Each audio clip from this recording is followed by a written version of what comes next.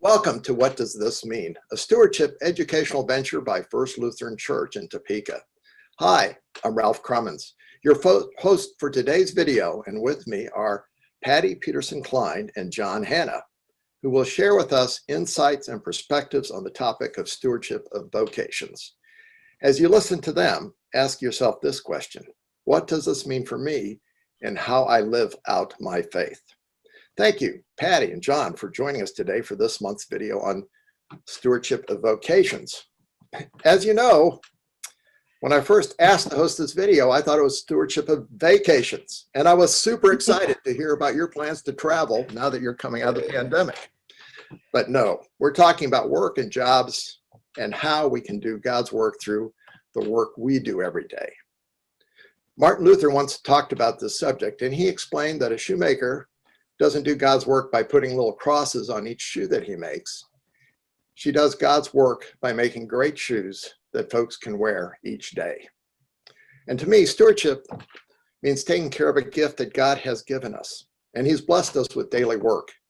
I'd like to explore with you how you believe that your job carries out God's mission on earth. Patty, please give me a quick introduction of yourself. Tell me how long you've been at First Lutheran Church and what do you do for a living? Well, I've been a member of First Lutheran Church for about 16 years. And for a living, I work for a large government lending program that finances small rural electric co-ops all across the state of Kansas, and a couple in Missouri and one in Nebraska. And in that role, I use my skills as an attorney, as a finance professional, and also my skills in kind of energy policy. Okay. John, how about you? What do you do for a living? Tell us a little bit about yourself. Well, I've been a member of First now for about 16 years, I think, 2005. And I am the Topeka, Kansas correspondent for the Associated Press. That means I cover news in Kansas and state government and politics in particular in Kansas for the Associated Press, and my stories go all over the state and often all over the country. And so I've been doing that now for 30 plus years. Wow. And it seems a match of job and God-given talent. So the talent is not mine. God gave it to me. Well, next month is Stewardship of Talent, so maybe we'll have to have you back. Well, Okay. tell me just two sentences about yourself, John. Your family? Yes. Well, I have a daughter, an adult daughter, Carly. She lives in Chicago, where she's trying to be an actress, and my twin brother lives with me, Robert. He is the president of the congregation at the moment, and he was also trained as an attorney. And my mother lives in Texas. Great. Patty, how about you? Tell us a little bit about your family. Well, right now I'm single, and I have a dog. His name is Adler. And I'm very active with friends. I've kind of had to go through and sort of rebuild my life a little bit in the last year. So I've kind of made a very nice family. In fact, we have family dinner once a week with 3 very good friends. Wow. Okay, great. Well, so Patty, how does what you do at work affect others and reflect your faith and beliefs? Well, it's kind of interesting. A lot of people think that, working for government, you have to be totally neutral, which I am. I can't really go out and, preach the faith. But, in my everyday life, one of the major breakthroughs I had recently was to consider, the passage that says, love one another as I have loved you. And then I sort of linked that together with something that Pastor Jenny had said, and in so doing, convey that you are enough for me. So what I find in government, we have a very, very diverse workforce of very, very different skill levels. And also So that's kind of my colleagues. And then the client base that I service, same thing, diverse, having different skill levels and all of that. And I think what I have found in terms of my faith is the part about, coming to work with an attitude of love and gratitude, and then also seeing the people or in working with the people. And a lot of it's been real challenging with the pandemic where there's less face-to-face, understanding people's skill set. Because, there's been a lot of turnover in various positions, and not everyone comes to the job or the task or the project with the same skill set. Right.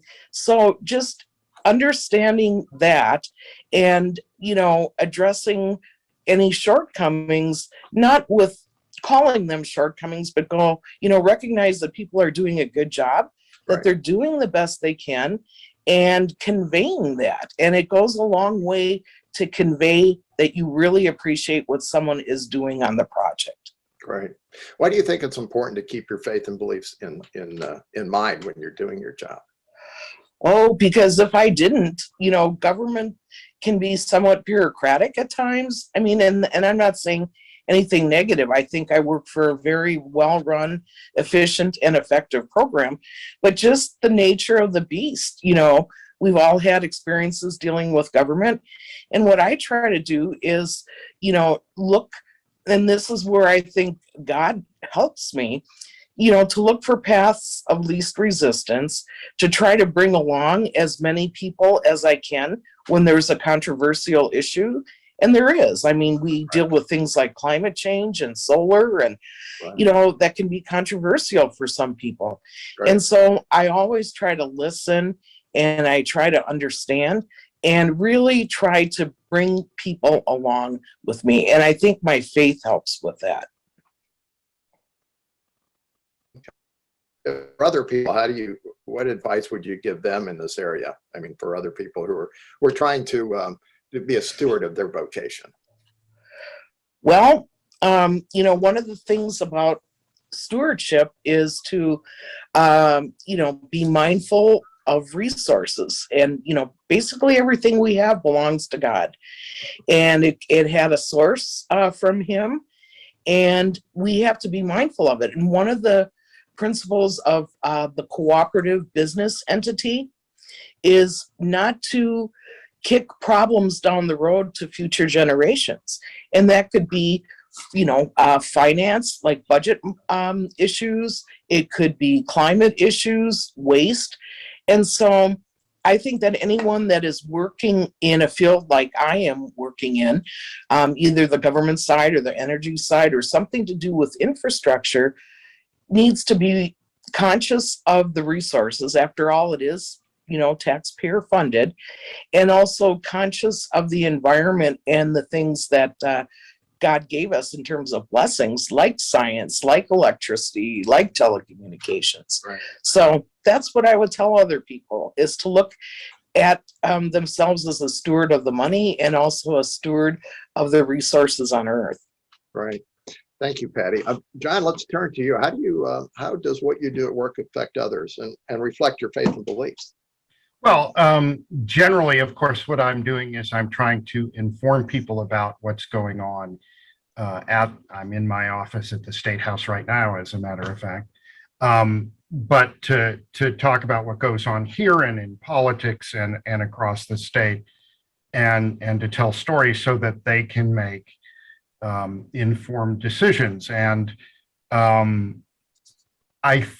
hope how I do that job reflects my faith in terms of respecting other people, listening to other people, seeking out a wide array of people to talk to when I'm working on a story, being open to everybody's ideas, and as I said, treating everybody with respect and dignity. And that's one of the things I strive to do. There's also, frankly, in terms of making sure that my work is accurate and fairly reflects what's going on, I view that as a biblical imperative. Right. It is, of course, a professional imperative, but to me, it's also a biblical imperative. It's as if God is nearby saying, remember, you're to be fair and accurate foremost. Right. And So so important.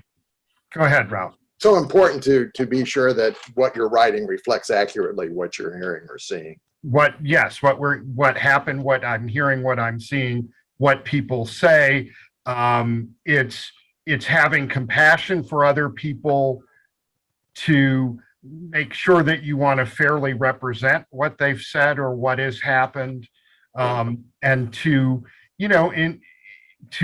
when you're dealing with somebody who's had a tragedy in their lives, a fire, a death, something like that, to have compassion when you're speaking with them, so it's not just a transactional interaction, Right. where you're just trying to pull I out of them without understanding what position they're in. And I think the stories of that we read in the Gospels about Jesus, and the letters in the New Testament and some of the Old Testament stories help with that, building awareness and compassion. You come all the time in the Gospels, you come across stories where Jesus is frankly overworked and under a lot of stress, and yet he handles the situation very well. Right. And he still has time to heal another person, to cast out somebody's demons, or to feed the 5,000.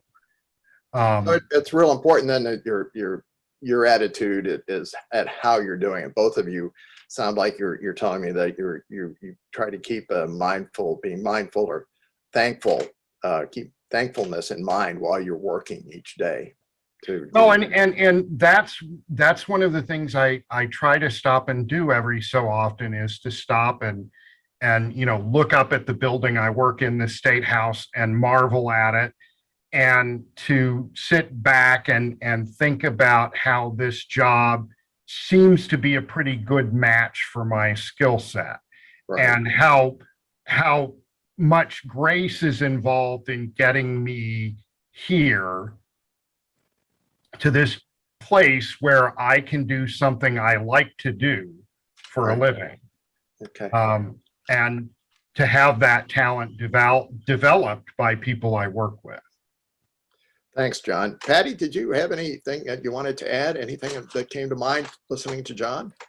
Yes. Yes, excuse me. The grace part, I really think that where I'm at in my career, that I could not have been more blessed to have a job that brought my entire skill set that was gathered kind of sequentially over time, that maybe sometimes didn't make sense. Like, okay, well, why am I doing this? Why am I doing this now? It's so different. And then to be in a position that just sort of brought everything together and makes me just feel grateful to go to work every day, although I work from home, so that's kind of nice. But, to go to work every day to help rural America, and just to be blessed. Right. Well, thank you to our guests today, Patty Peterson-Klein and John Hanna, and thank you for watching this video. Our stewardship theme for August is Stewardship of Talents, when we'll explore how we use God's talents for God's work. Until then, you may continue to grow in your understanding of stewardship as you answer the question, what does this mean? This is your host, Ralph Crummins. Goodbye. Austin, I want to try this again in case you can. Take that out and put in this. Thank you to our guests today, Patty Peterson-Klein and John Hanna, and thank you for watching this video. Our stewardship theme for August is Stewardship of Talents, when we'll explore how we use our talents for God's work. Until then, may you continue to grow in the understanding of stewardship as you answer this question, what does this mean? Thank you. This is your host, Ralph Crummins. Goodbye.